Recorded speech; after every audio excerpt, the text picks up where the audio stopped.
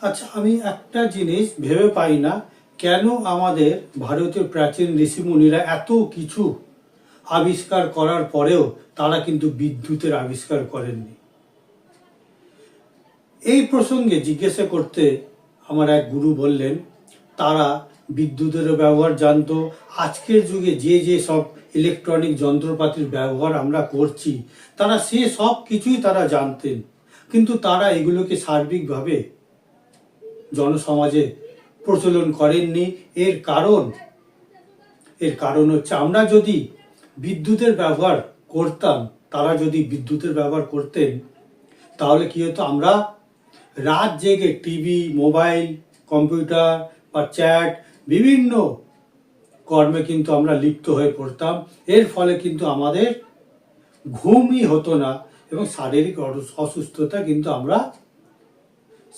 অসুস্থতা কিন্তু আমাদের নিত্যদিনের জীবনযাপনের একটা অঙ্গ হয়ে দাঁড়াতো। আমি তখন সেই কথা কিন্তু খুব একটা আমল না দিলেও এখন কিন্তু আমি হাড়ে হাড়ে টের পাচ্ছি যে বিদ্যুতের বা ইলেকট্রিকের আবিষ্কার হওয়ার পরে মানুষের জীবন থেকে স্বাস্থ্য জীবনটাই কিন্তু একেবারে উধাও হয়ে গিয়েছে। এই ইলেকট্রিকের ব্যবহার পরে একটার পর একটা যন্ত্রের ফলে কিন্তু আমাদের দিনটা অনেক সময় বেশি বেড়ে যাচ্ছে। অর্থাৎ দিন মানে আমাদের কর্মজীবন, কর্ম ব্যবস্থা এবং আমাদের বিনোদনের সময় কিন্তু অনেকটাই বেড়ে গিয়েছে। কর্ম এবং বিনোদনের পরে কিন্তু আমাদের নিজেদের জন্য কোনো সেরকমভাবে আমাদের কিন্তু সময় থাকছে না। বিনোদনে আমরা এতটাই নিমজ্জিত হয়ে গিয়েছি, যাতে আমরা ভুলে গিয়েছি আহার, বিহার এবং নিদ্রা ও বিশ্রামকে, যার ফলে কিন্তু আমরা বিভিন্ন ধরনের রোগে আমরা সহজেই আক্রান্ত হয়ে পড়ছি। আজ থেকে 200 বছর আগে বা 100 বছর আগেও কিন্তু এত মানুষ রোগে পড়তো না। নিদেন পক্ষে 60-70 বছর আগেও কিন্তু মানুষ আজকের মতো এতটা রোগে পড়তো না, কারণ তখন ইলেকট্রিকের ব্যবহার কিন্তু সীমিত ছিল, এবং তখন কিন্তু আজকের দিনের মতো টিভি, মোবাইল বা ইত্যাদি ইলেকট্রনিক যন্ত্রের উপকরণ ছিল না, যেটা আমাকে জাগিয়ে রাখতে, আমাকে কিন্তু প্রলুব্ধ করত। আজকে এমন এক অবস্থা হয়ে গিয়েছে, কর্মজীবন এবং বিনোদন জীবনে আমরা এতটাই মশগুল হয়ে গিয়েছি, যার ফলে কিন্তু আমরা আহার, নিদ্রা, বিশ্রাম এবং বিহার, এই জিনিসগুলো কিন্তু আমাদের জীবন থেকে প্রায় দূরে চলে যাচ্ছে। খাওয়া আমরা কোনো মতে শেষ করে ফেলছি, কোনো মতে আমরা ঘুমাচ্ছি, কোনো মতে আমরা কিন্তু ওই বিহার মানে আমরা আচার আচরণ ব্যবহারকে বলা হয় বিহার। এই আচার আচরণ ব্যবহার থেকে কিন্তু আমরা অনেকটাই দূরে চলে যাচ্ছি, যার ফলে কিন্তু আমাদের কোনো সম্পর্ক কিন্তু অন্তরঙ্গ হচ্ছে না, যে কারণে জীবনের সব দিক থেকে কিন্তু আমরা একাকী হয়ে যাচ্ছি। এই একাকী সেই একা না, যেই একাকীকে সঙ্গে করে একজন ব্যক্তি সাধারণ থেকে অসাধারণ হয়ে যায়। এই একাকী হচ্ছে এমন একটা শূন্যতা তৈরি হয়েছে, যেখানে আমি নিজেই আমার নই, আমার অন্তরাত্মা আমার সাথেই কোনো সহযোগিতা করতে পারছে না, বা আমার নিজের সাথেই আমার যোগসূত্র হারিয়ে গেছে। এমন একটা একাকী অবস্থায় আমরা পড়ে গেছি, যার ফলে মানসিক রোগ, অনিদ্রা এবং বিভিন্ন ধরনের রোগের শিকার আমরা হয়ে পড়ছি। চীনের এক বিশ্ববিদ্যালয়, যার নাম বলা আছে third military medical university, doctor cooing chain, তিনি 90,000 লোকের উপরে একটা পরীক্ষা করেছিলেন, বায়ো ট্র্যাক তাদের দেহে লাগিয়ে।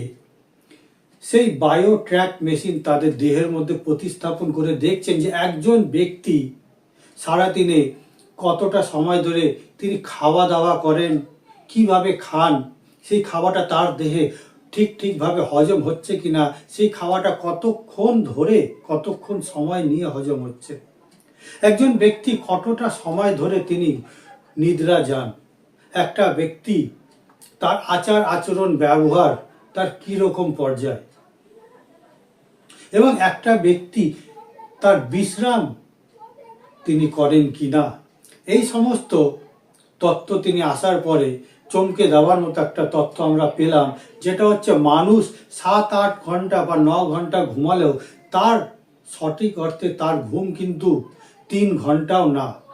সে রাত্রেবেলা ঘুমের মাঝে সে মাঝে মাঝে জেগে ওঠে এবং সে অনেক দেরিতে রাত্রেবেলা ঘুমাচ্ছে। গড় ঘুম হচ্ছে এখনকার দিনে মানুষের এই ইলেকট্রনিক জীবনযাপনে হচ্ছে রাত্রি 1টা, মানে ইন অ্যাভারেজ মানুষ রাত্রিবেলা 1টার আগে কেউ ঘুমাচ্ছেই না।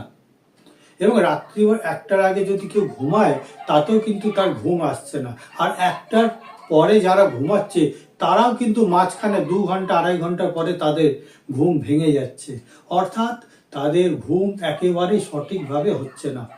আবার দেখা গেছে অনেকেই কিন্তু 4-5 ঘন্টা ঘুমাচ্ছে, কিন্তু তাদের ঘুমটা কিন্তু একেবারে গাঢ়। যে ঘুমাচ্ছে তারপর একেবারে সকালবেলা ঘুম থেকে উঠছে। এর ফলে যেটা জানা গেল যে অনিয়মিত ঘুমের ফলে প্রায় 172টা রোগের শিকার, স্মৃতিশক্তির দুর্বলতা, পার্কিনসন, অ্যালজাইমার, দীর্ঘমেয়াদী যেগুলো অসুখগুলো হয় যেমন ডায়াবেটিস, কিডনির ফেলিয়ার হওয়া, হৃদয় রোগ, ফুসফুসের সংক্রমণ, চর্মরোগ ইত্যাদি 172 ধরনের রোগের আওতায় মানুষ পড়ে গিয়েছে।